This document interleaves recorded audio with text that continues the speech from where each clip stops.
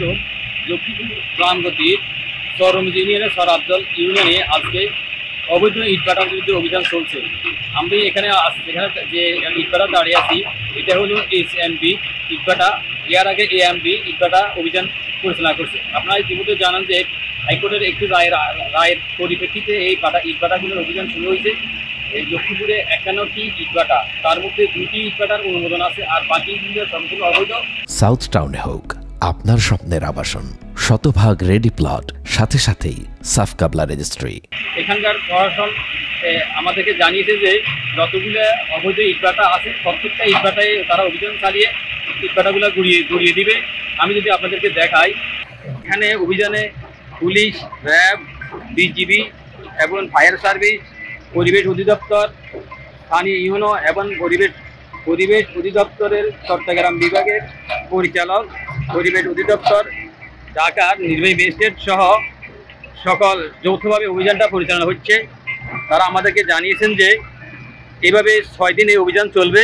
6 দিনে যতগুলো অবৈধ ইটভাটা আছে প্রত্যেকটা ইটভাটার ভিতরে তারা অভিযান অব্যাহত রাখবে। আপনারা ইতিমধ্যে জানেন যে লক্ষ্মীপুরের চরাবজল এই গ্রামটিতে প্রায় 36টি ইটভাটা রয়েছে। এই সমস্ত ইটভাটাগুলো অবৈধ ইটভাটা, এই কারণে পরিবেশের ব্যাপক ক্ষতি হচ্ছে। আজকে শুরু হয়েছে অভিযান, কতদিন পর্যন্ত চলবে আর আপনাদের টার্গেট কেমন? ধন্যবাদ। আমরা একটা বড় সাপোর্ট পেয়েছি আজকে, যে আমাদের পরিবেশ অধিদপ্তরের মাধ্যমে ঢাকা থেকে এবং চট্টগ্রাম থেকে, ঢাকা থেকে আমাদের একজন বিজ্ঞ নির্বাহী ম্যাজিস্ট্রেট এসেছেন এবং চট্টগ্রাম পরিবেশ অধিদপ্তর থেকে একটা বড় সাপোর্ট এসেছে এবং লক্ষ্মীপুর জেলা পরিবেশ অধিদপ্তর থেকে একটা বড় সাপোর্ট এসেছে। আপনারা দেখেছেন আমরা 5টি ভেকু পেয়েছি এবং আমাদের ম্যান পাওয়ার আজকে আছে। আমরা শুরু করব টানা 6 দিন থাকবেন এই লক্ষ্মীপুরে। আমরা এখান থেকে শুরু করেছি। আমাদের টার্গেট আছে অবৈধ ইটভাটা সবগুলো, যেহেতু আমাদের মাননীয় হাইকোর্ট বিভাগের একটি নির্দেশনা আছে, আমরা সেটি প্রতিপালন করব। এবং গতবার যেগুলো ভাঙার পরেও আবার চালু করেছে, আমাদের প্রাথমিক লক্ষ্য হচ্ছে যেগুলি ভেঙে দেওয়ার পরে আবার চালু করেছে সেগুলিকে একেবারে সমূলে আমরা ভেঙে দেব। এবং এটা সরকারি নির্দেশনা। আমরা সবাই মিলে, আপনারা জানেন যে আমাদের সাথে আজকে একটা বড় সাপোর্টে আছে বাংলাদেশ সেনাবাহিনী আছে, বাংলাদেশ পুলিশ, তারপর র্যাব আছে, আনসার, LGED, বন বিভাগ, ফায়ার সার্ভিস এবং আমাদের যে বিদ্যুৎ বিভাগ।